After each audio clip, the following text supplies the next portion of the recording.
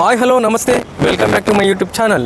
Friends, ముందుగా ఈ dynamic Madhur YouTube channel ద్వారా ఎన్నో రకాల సోషల్ అవేర్నెస్లో భాగంగా వీడియోస్ అయితే అప్లోడ్ చేస్తున్నాను.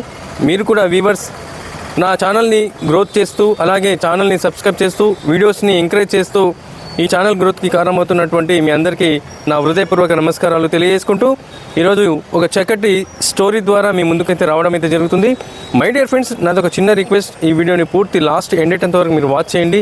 ఖచ్చితంగా ఇందులో ఉన్న కంటెంట్ మీకు ఈజీగా అర్థమవుతుంది కాబట్టి లాస్ట్ ఎండేటంత వరకు మీరు వాచ్ చేస్తారని నేను మరొకసారి ఆశిస్తూ ఇంకా లేట్ చేయకుండా ఈ వీడియోలోకి అయితే ఎంటర్ అయిపోదాం. Let's start go. మీకు ఒక చిన్న స్టోరీ చెప్తాను. అనగనగా ఒక అడవిలో ఒక చాన్నాల నుంచి ఒక పెద్ద మర్రి చెట్టు అయితే ఉంటుంది. ఆ మర్రి చెట్టు పైన ఒక కాకి నివాసంగా ఉంటుంది. ఆ నివాసం ఉన్నటువంటి ఆ కాకి ఆ మర్రి పళ్ళని తింటూ ఒకానొక సందర్భంలో దగ్గరలో ఉన్న ఒక పెద్ద బిల్డింగ్ పైకి వచ్చి ఆ మర్రి పండును అయితే తింటుంది. ఆ మర్రి పండును తినే క్రమంలో ఆ మర్రి పండులోంచి 2-3 విత్తనాలు ఆ బిల్డింగ్ నెరలోకి పడిపోయి అక్కడి నుంచి కొంతకాలానికి మర్రి మొలకలు అయితే మొలకెత్తడం అయితే జరుగుతుంది.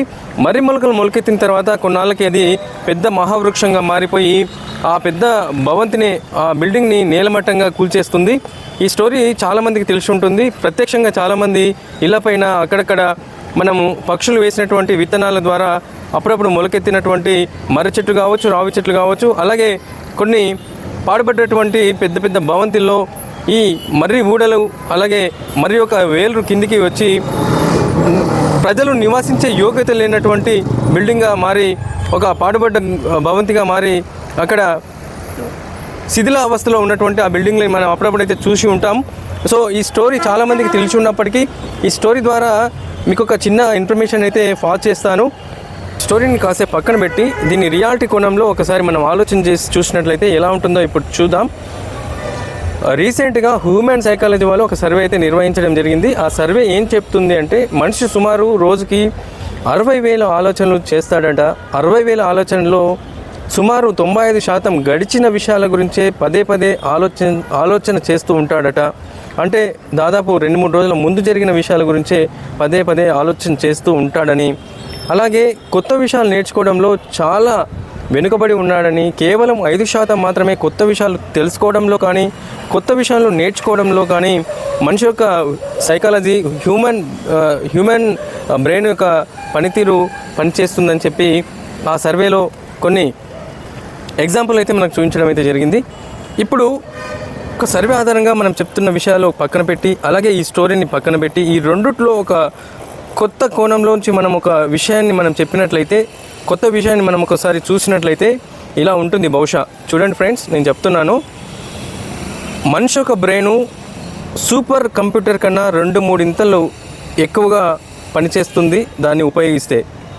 ఇప్పుడు ఎక్కడో దూరంలో ఉన్నటువంటి ఒక పెద్ద మర్రి చెట్టు, అది మహావృక్షము, అక్కడ దానికి కాసినటువంటి ఒక మర్రిపళ్ళని మనం ఒక సమస్యగా అనుకుందాం. అక్కడి నుంచి ట్రావెల్ చేస్తూ ఒక పెద్ద బిల్డింగ్ ఉన్నటువంటి నెర్రలు మన బ్రెయిన్ అనుకుందాం.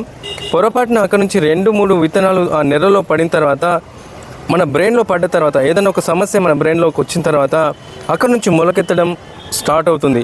మొలకెత్తినటువంటి ఏదైనా సమస్య ఉందో ఆ సమస్యకి ఇంకొక కొన్ని సమస్యలు ఏర్పడి అవి ఒక జటిలమైనటువంటి సమస్యగా మారుతుంది. దానికి తోడుగా ఆల్కహాల్కి అడిక్ట్ అయ్యి, అలాగే కొన్ని రకాల వ్యసనాలకు అలవాటు పడినటువంటి ఈ హ్యూమన్ బ్రెయిన్ కానీ మనిషి యొక్క అలవాట్ల వల్ల ఇంత పెద్ద సిస్టమ్ అనేది కొలాప్స్ అయ్యే అవకాశం ఉంటుంది.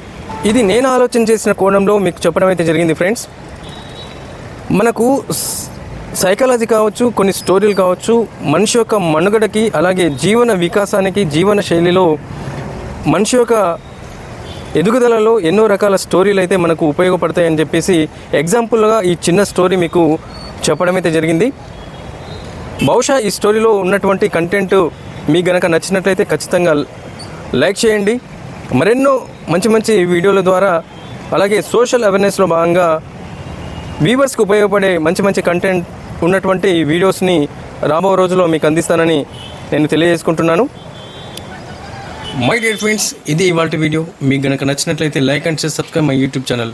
మరొక మంచి కంటెంట్తో, మరి ఒక మంచి మెసేజ్ ఉన్నటువంటి స్టోరీతో మీ ముందుకు వస్తాను. అంతవరకు బాయ్, నమస్తే, జై హింద్, జై భారత్.